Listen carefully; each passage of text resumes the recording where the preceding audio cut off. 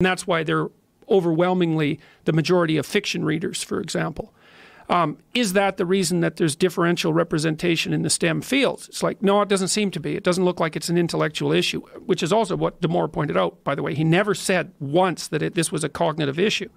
But it's a matter of choice, matter of interest. And women tend to be more people-oriented. Now, the thing is, this has also been discovered in chimpanzees and other primates.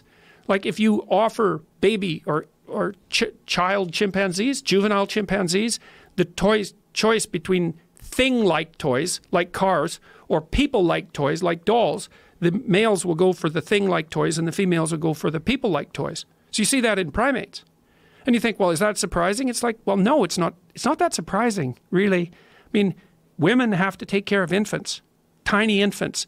And you have to be really people-oriented to do that, because a tiny infant is an unbelievably demanding social relationship. And it's a primary relationship for about 2 years, you know. And so women are tilted towards the kind of temperament that makes that possible. It's like, well, is that such a shock? Really? That's such a surprise?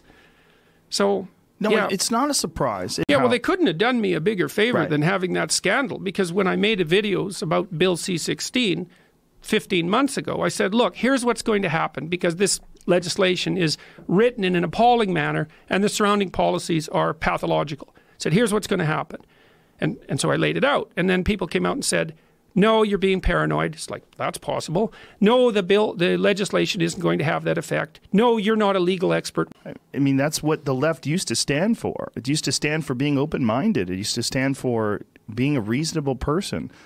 Now it seems to be all about this very toxic tribal ideology, and this is one of the reasons why so many of these attacks on you are so baffling to me, is because there's a willful ignorance or a deceptive narrative. There's a deceptive description of who you are and what you're saying and what you represent. These are reprehensible categories that if they can just shove something that you're saying, figure out a way to push you into this little narrow confine, then everyone has to disagree with you.